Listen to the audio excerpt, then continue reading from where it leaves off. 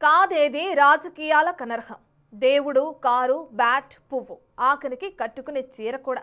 అసలు నమ్మకపోతే బీఆర్ఎస్ నేతలను అడగండి. తెలంగాణ జాగృతి నేత కవిత కట్టిన చీరపై రచ్చ చేస్తున్నారు కారు పార్టీ నేతలు.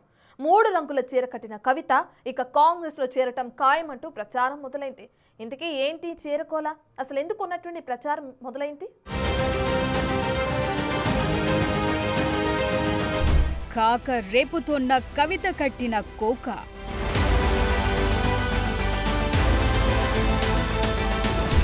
మూడు రంగుల చీర కట్టడంపై దుమారం. కవితను టార్గెట్ చేస్తున్న బీఆర్ఎస్ సోషల్ మీడియా.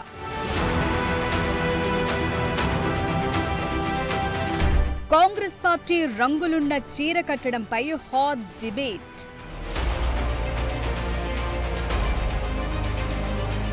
కల్వకుంట్ల కవిత ఎప్పుడైతే ఆమె తన తండ్రి మాజీ సీఎం కేసీఆర్ కు రాసిన లేఖ బయటికొచ్చిందో అప్పటి నుంచి ఆమె అడుగులు, మాటలు, చేతలన్నీ బీఆర్ఎస్ కు దూరంగా జరుగుతున్నట్టే ఉన్నాయి.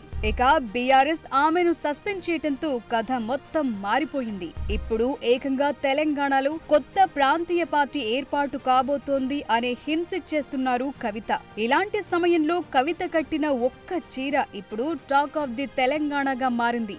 డిప్యూటీ సీఎం భట్టి విక్రమార్క కుమారుడి నిశ్చితార్థ వేడుకకు హాజరయ్యారు. ఆమెతో పాటు భర్త అనిల్ కుమార్ కూడా ఉన్నారు. ఈ ఈవెంట్ కి కవిత కాంగ్రెస్ జెండాలోని 3 రంగులున్న చీరను ధరించి వచ్చారు.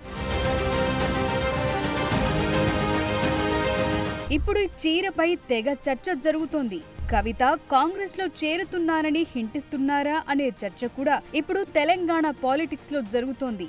నిజానికి కవిత కాంగ్రెస్ లో చేరతారనే ప్రచారం ఇప్పటిది కాదు, గతంలో కూడా జరిగింది. కానీ ఆమె ఈ ప్రచారాన్ని ఖండించారు. తాను ఏ పార్టీలో చేరేది లేదని తెగేసి చెప్పారు. ఈ మధ్యే కొత్త పార్టీ పెడతానంటూ హింట్స్ కూడా ఇస్తున్నారు. మరి ఇలాంటి సమయంలో ఆమె వ్యవహరించిన తీరు ఇప్పుడు ఇంట్రెస్టింగ్ గా మారింది.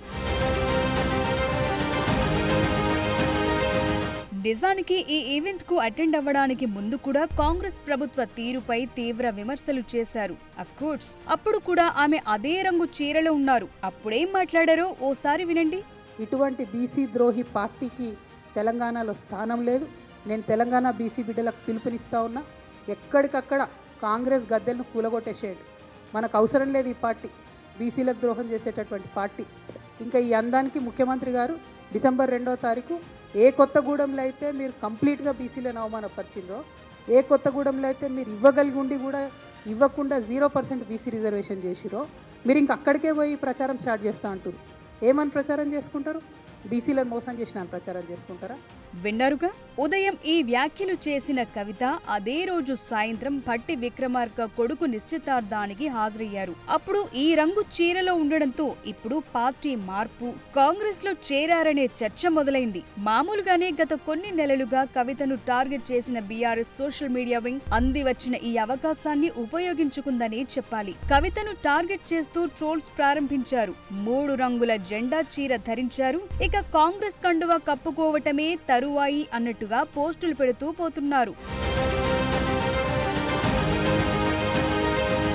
మరోవైపు ఉదయం కాంగ్రెస్ గద్దెలు కూల్చమని బీసీ సోదరులకు పిలుపునిచ్చి సాయంత్రం కాంగ్రెస్ మంత్రి ఇంట్లో వేడుకకు హాజరవటాన్ని ఎలా చూడాలన్నది మరికొందరి కామెంట్స్. కానీ అది పార్టీ, ఇది వ్యక్తిగతమంటూ ఆమె మద్దతుదారులు కౌంటర్లిస్తున్నారు. ఏదేమైనా కొన్ని రోజులుగా కవిత తీరు మాత్రం అందరినీ కాస్త టెన్షన్ పెడుతోందనే చెప్పాలి. ముఖ్యంగా ఆమె మైక్ ముందుకొస్తే బీఆర్ఎస్ నేతలకు ఓ చిన్నపాటి వణుకు వస్తుందనే చెప్పాలి.